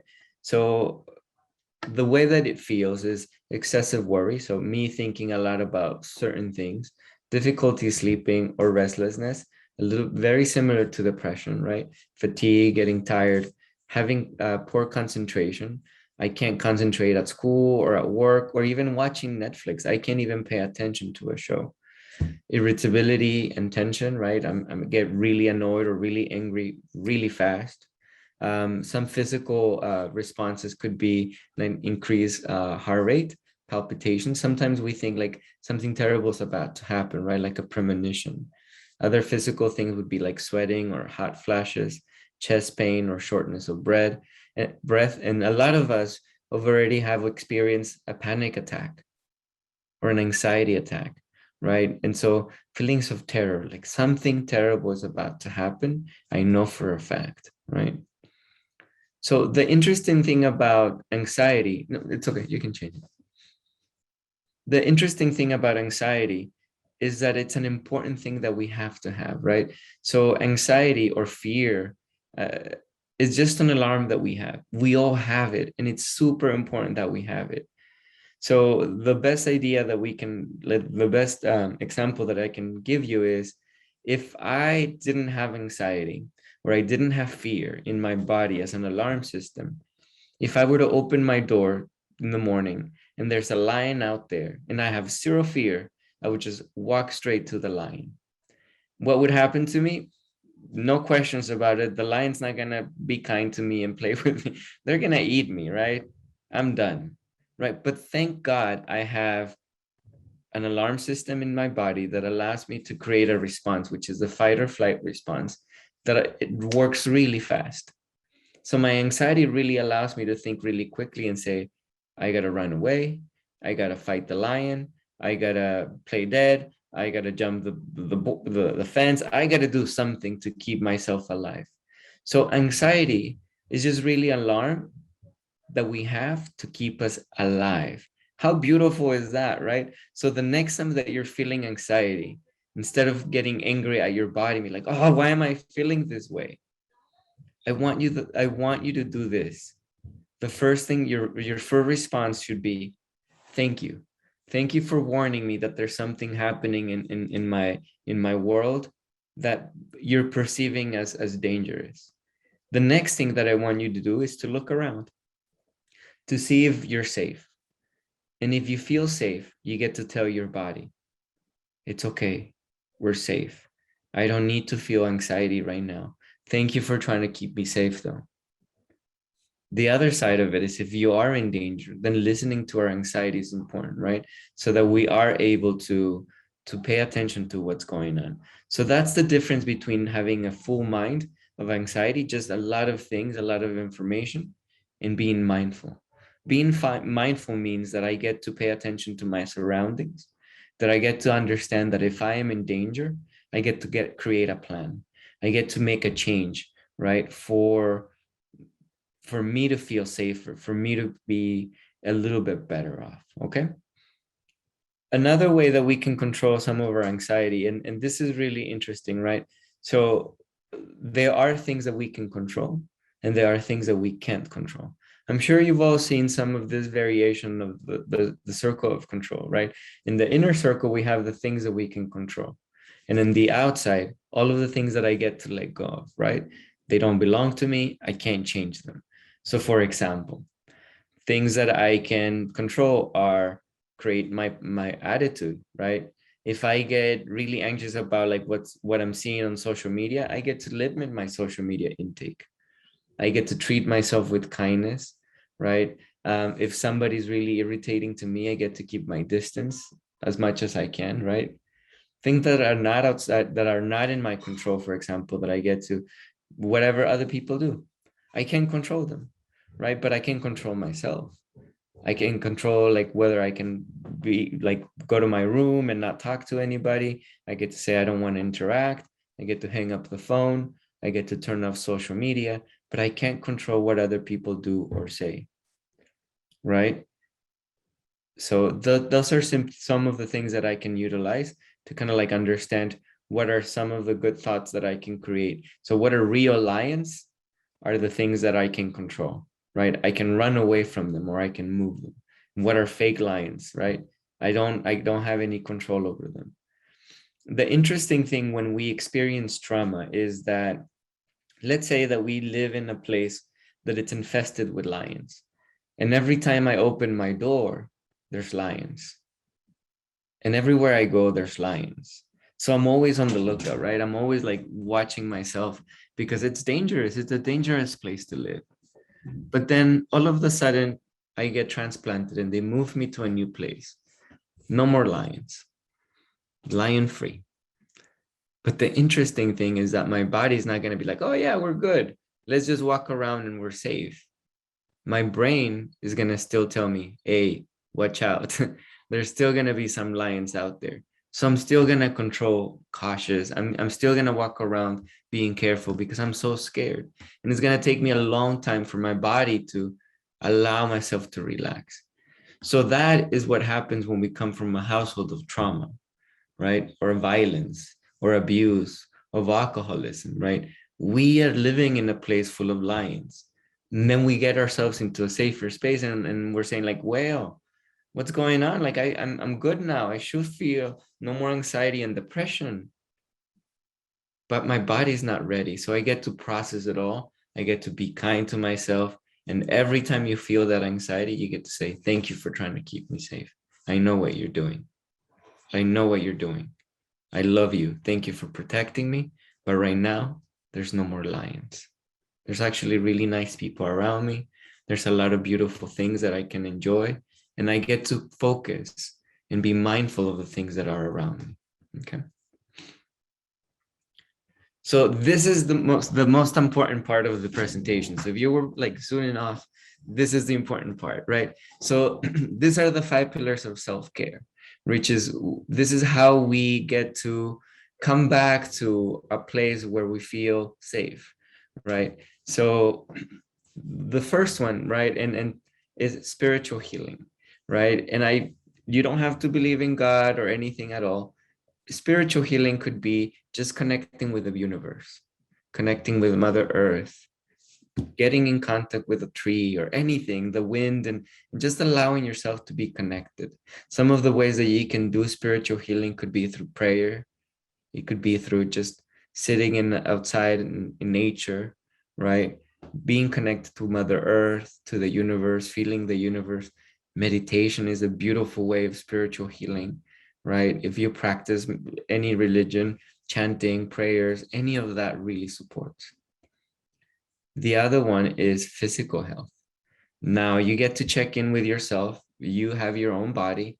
So I'm not here to tell you like what you should do and you should all do CrossFit or run a marathon, right? You get to know your own body and say, my body's able to do stretches in the morning.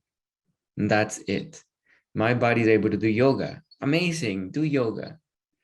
But be mindful that these 5 things, these 5 pillars are not just for sometimes. These are unquestionables. These are things that we get to do every single day for ourselves to be connected and well-rounded, right? So physical activity is really important. There's a beautiful quote that I really enjoy that says, if you can't take it anymore, then give. Being of service is another of those pillars, right? To being able to support, to help. And it doesn't mean that you have to give everything that you have to support others. You get to be on your own limits, right? And sometimes being of service is saying that you look good today. Sometimes being of service is saying thank you and being kind to others, right? If you are able to do more things, amazing. If you're able to support an organization, amazing, right? The other one is practice joy. we get so disconnected with everything that brings us joy because we have to work, we have to do schoolwork, we have to go to other things, and we forget that the real reason, and this is a little controversial, the only reason actually that we're on this earth is to be happy. That's it. You were not put in this place to be suffering or to be in a place that doesn't love you back, you know. You get to love yourself. So practicing joy on all, so focusing on the things that you really enjoy. You like running, go run. If you like drawing, draw. If you like your work, focus on working, right? All of the things that you enjoy, do them, practice them. It's so funny that there's an activity that says, make a list of all the things that you really, really enjoy. And then make another list of all the things that you have to do in your day-to-day life. And then it says, compare them. Why does your joy list not reflect your day list, right? We have to change that. We got to really practice a little bit more joy and bring those things that really make us happy. That's why we're here, to be happy and to be enjoying ourselves. And the last one, of course, is mental wellness, right? Mental wellness can mean a lot of things, right? Therapy is a beautiful thing. I recommend it, but it's not the only thing, right? Mental wellness can be journaling, right? Getting everything out, being able to have that conversation with yourself. It could be also meditating, taking moments of silence. Mental wellness could be creating really healthy, beautiful boundaries that I know that we've talked about earlier on, right? Learning how to say no to things that you don't want to do, creating safe spaces for yourself. And of course, you know, checking in with friends, talking about how you feel, being honest about your emotions, okay? I have a list here of 100 different ways that you can practice self-care. So there's no, there's no excuse for us to not do self-care, right? There's little tiny ones and there's huge ones, right? I know that the famous ones is like putting on a face mask or taking a long bath, but you know, there's a whole bunch of other things like laughing. Like one of my favorite things to do is when I'm feeling a little sad is I go on YouTube and I Google cats and they just do silly things and they make me smile and that's it. Like I just feel a tiny little bit better, right? I get to be really honest with myself. If I'm feeling sad, I'm not gonna put a sad song to make me sadder, right? That's like digging in the wound. I'm gonna put a song that lifts me up and creates a little bit of shift in my life, right? Taking time to be in nature, you know, to do deep breathing, which is really, really important. Okay. So I hope that you all can take a look at those 100 and one of those, I hope that sticks to you, right? And then maintaining positive mental health, right? And this is just for forever, for us to be able to practice in our day-to-day life, right? Staying connected with friends is really important. We can provide emotional support. You know who those friends are. We get to create those boundaries with people that you know that are not so healthy for you, right? And so we get to create distance with those people, but there are some people that are really great at listening or that are really great at providing emotional support, you know? Again, and I'm going to repeat this again, engaging in physical activity every single day. I'm not saying run a marathon. I'm not saying go to the gym. Do something physical. Go for a walk. Going out for a walk, especially right now that the days are like this little and we only have this amount of like sunlight. Go out for a little tiny walk, 5 minutes. That's okay. Just go out for 5 minutes and walk around, get a little bit of sunlight. That already lifts up your spirit, right? And again, if you're doing, but this physical activity has to be participating every single day. Saying no to new responsibilities when your plate is full. There are some of us that are people pleasers, right? And we have very hard time saying no to anybody, especially the people that we love, especially to our parents or to people that we care, or partners or lovers, whoever. And we have a hard time saying no. And so it's okay for us to be able to say like, you know what, right now, I don't have the capacity. You don't have to say more than that. And being able to create spaces where you're able to say, like, my day is pretty full because I want to balance the things that I have to do, which is, I don't know, work, school, etc., etc. But I also want to include fun things for me. Maybe going for a walk, maybe playing with my dogs, maybe watching Netflix, maybe doing some other activities. And if my day is full, even if those activities sound lazy, those are my activities. If a nap is very important to you, it's very important to you, and it's recharging you. You get to say, yeah, my nap is important to me, and I'm gonna say no to whatever other activity you're inviting me, right? The other one is getting enough sleep. Sleep is very important, and I can't even stress this enough. A lot of the how do I say it? One of the things that really allows us to see whenever there's any mental health concerns is whether we are changing our sleeping pattern, right? If we're sleeping too little and we're having way too many thoughts in our mind, maybe there's a little bit of anxiety that's rising up, right? If we're sleeping too much, we don't want to be present, we're trying to avoid, there might be some chances that we are getting a little bit depressed. So being really watchful of your sleeping pattern is really important. If you're having a hard time sleeping, this is important, right? Create a sleeping routine that really works for you. One of the things that we are all guilty is having our phones. The very last minute that we go to bed is like me watching my phone, right? So we got to release it at least 30 minutes before we go to bed. We get to unwind, do the things that create a really beautiful place for you to sleep. Drink a little bit of tea, nothing with caffeine, drinking more milk, washing your face, your teeth, dimming the lights, maybe putting soothing music, lighting a candle. It sounds like a lot, but if you're struggling with sleeping, it's actually really important, and it's really beneficial, and it's worth it for us to take our time and do those kinds of activities for us. Creating a sleeping hygiene routine is really important. Okay. And then the last one is seeking mental health from a professional, right? When it becomes too overwhelming. It's really important for us to understand that it's okay for us to ask for help. We don't have to do it all by ourselves. We're not alone. And sometimes we make ourselves feel alone. But if we reach out, if we tell people, they'll reach back out. Okay. One of the things that I always think about before you diagnose yourself with anything in general, with anxiety, depression, trauma, post-traumatic stress disorder, anything, check yourself and ask yourself, am I drinking enough water? Am I sleeping enough? Am I eating healthy food? Am I, what was the other one? Am I doing physical movement? Am I doing activities throughout the day? And then the last one is, am I hanging out with people that are making me upset? Or am I hanging out with people that are bringing me joy, right? Our surroundings are really important.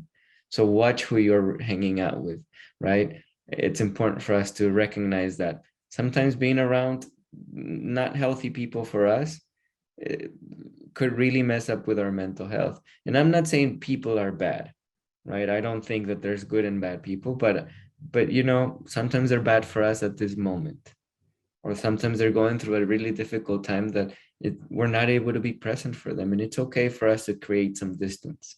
Okay, these are just some resources that I wanted to create here. So in case you are thinking of seeking mental health services, or you are having suicidal ideation, these are some of the resources that you can use. All right. So for 24/7 help, you can call the suicide helpline at 800-854-7771. There's also, if you don't want to talk to anybody, but you are okay with texting, there's a text line that you can call. You can text 741-741, and you'll be able to chat with someone that will support you.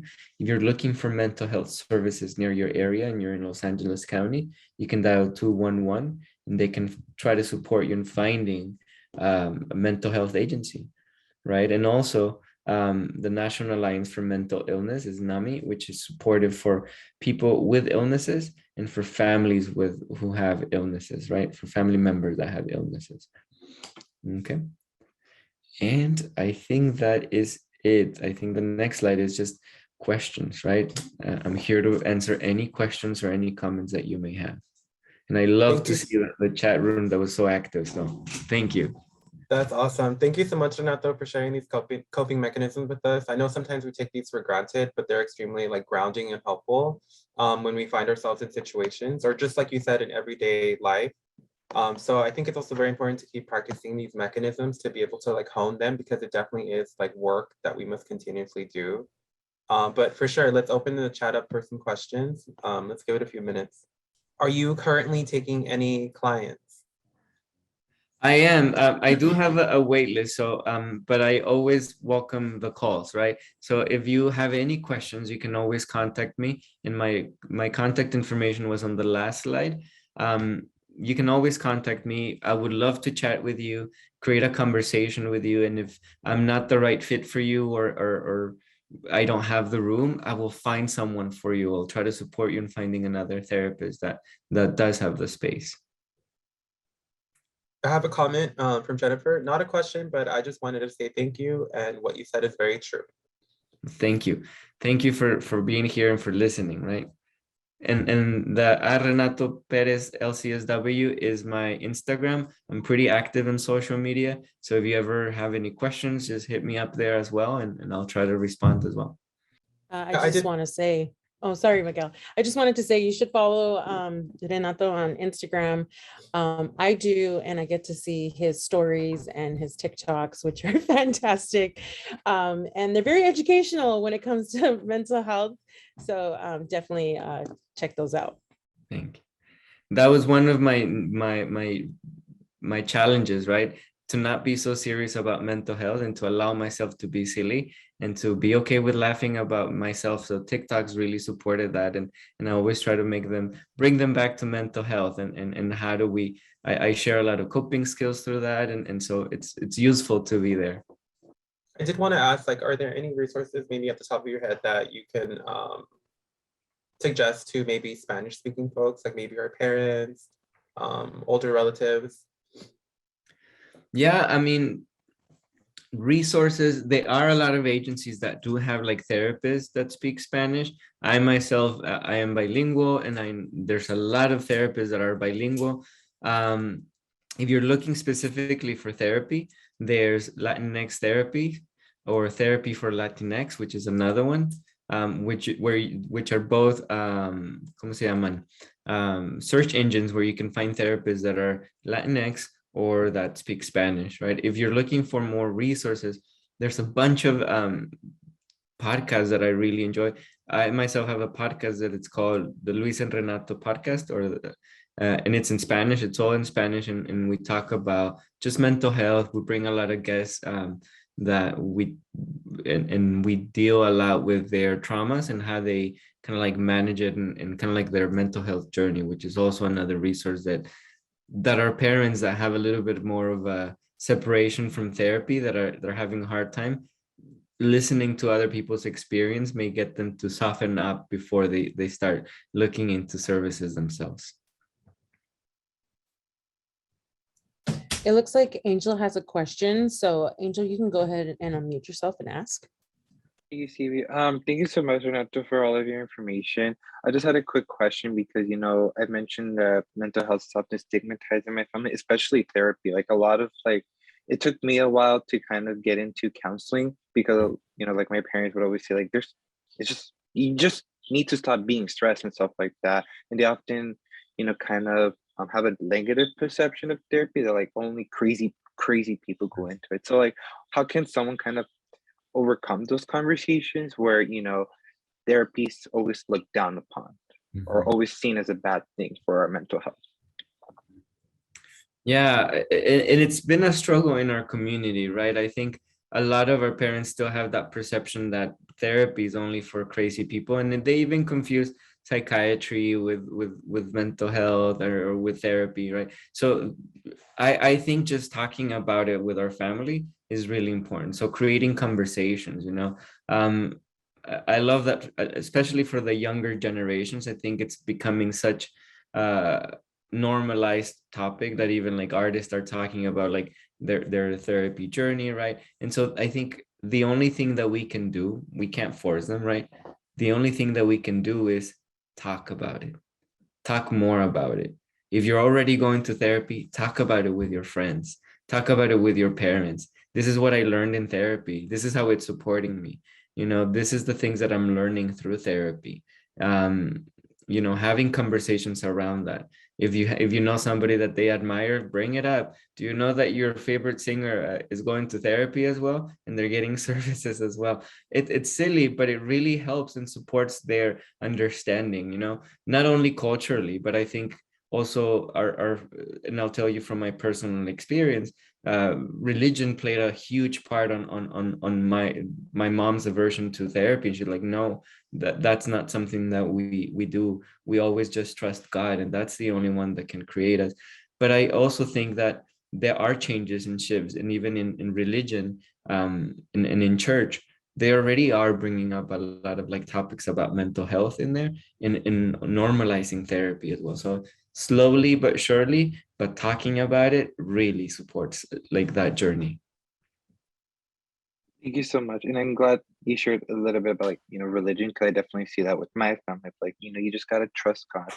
And I definitely do see that change in, my community church, where they're saying that, it's important to take care of your mental health, and here are some resources to guide you to that. So thank you so much, and I appreciate it. Renato, we do have one last question from Veronica. How would you guide a youth who is struggling with a parent with current substance abuse that does not recognize how destructive it is to the family? This is a really difficult question, right?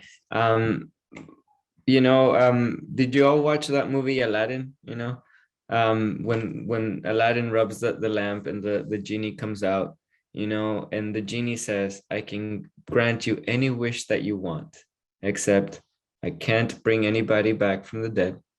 I can't make anybody fall in love with you, and I can't grant you more than 3 wishes, right? I really do think about that as a way of understanding that we can't change anybody, right? It's not in our power to change anybody, right? And so we get to take care of ourselves.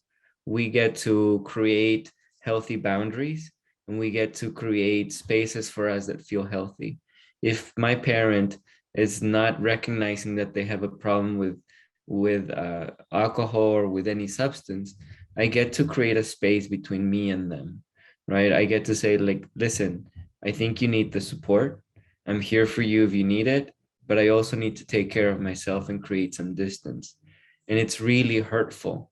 And it's almost something that we have ingrained in our system, and could be culturally, right? Because it feels like we're abandoning them.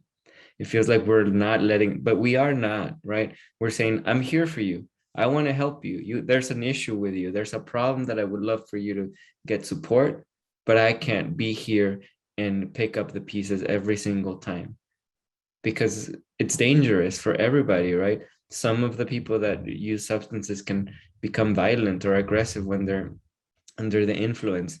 You're at risk. And so I want you to think about like yourself, not in a selfish way, but in a resourceful way. Like the way, if you keep yourself alive and well, you can be more supportive to others, but you can't change them. They'll be able to do the change when they want to do the change, right? There's a lot of resources. You can send them to rehab, you can send them to therapy, but if they're not ready and they don't want to create a change, they will not create a change. Wow, thank you so much. One thing I do want to include something that Veronica shared with us as well, which I thought was really important. And maybe you can elaborate a little bit more, Veronica. I remember you telling us, we can't carry our parents' burden. We can only provide them with the resources, like Renato said. But anything other than that, we need to kind of like really focus on healing ourselves from that and not carry their burden with us, because that's only going to burden other people and the people in our lives. Yeah, Renato, thank you. That was absolutely amazing. And it's always, you bring me joy. I just gotta say, you are one of my pieces since COVID, and I shared with you a couple of times how I personally started experiencing anxiety episodes throughout COVID. And it was hard for me, right? Because being the single mom, the head of the household, you know, from my family always seeing me like this strong person to now like, wait, what's going on with her?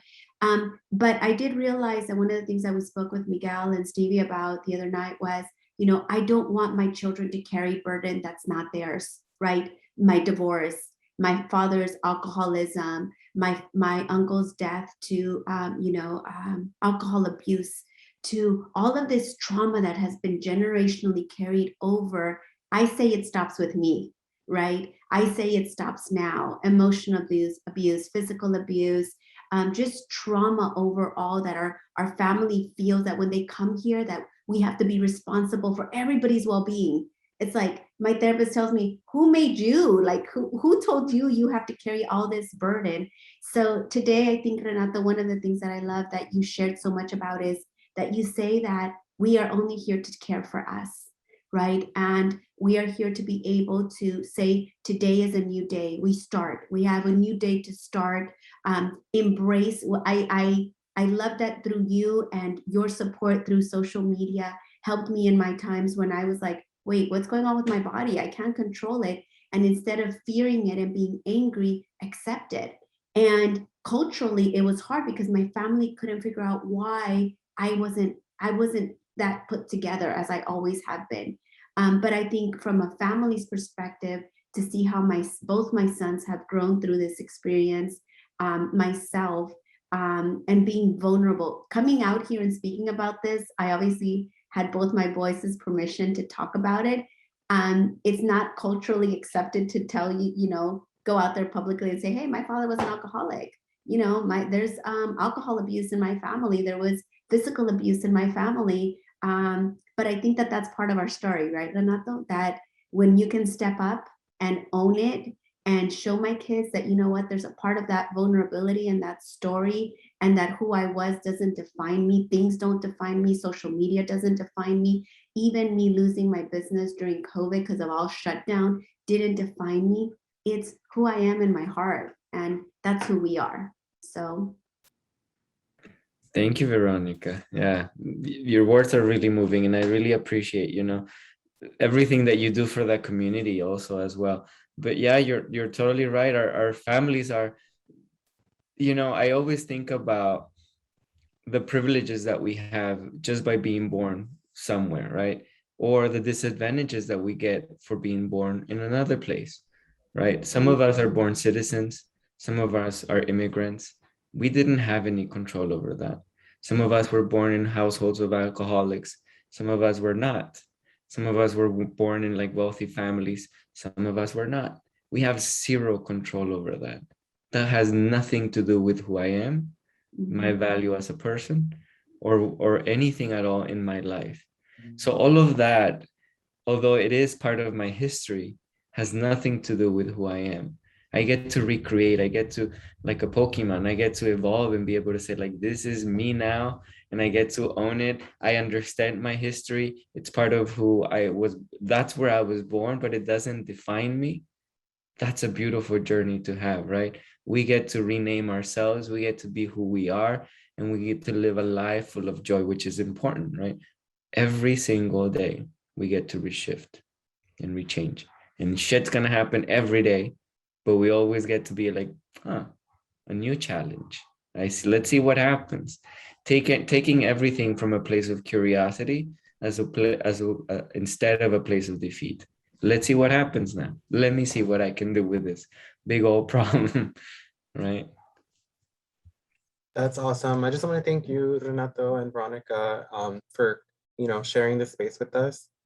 Okay, I want to thank everybody for being here today, for participating, for having an open mind.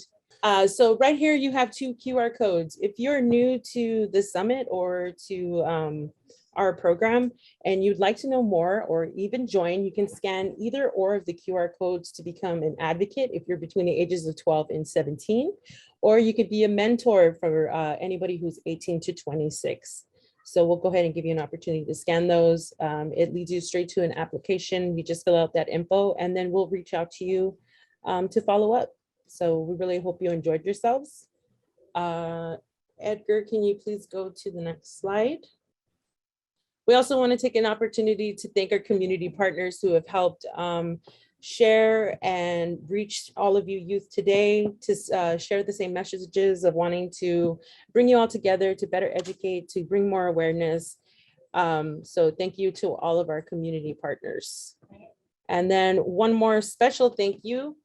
We want to thank Print and Copy and Ink and Stitch for the donations that they made for it to be possible for us to do some outreach in person and for helping us with a discounted rate on your t-shirts. So make sure to check them out for any of your printing or t-shirt needs.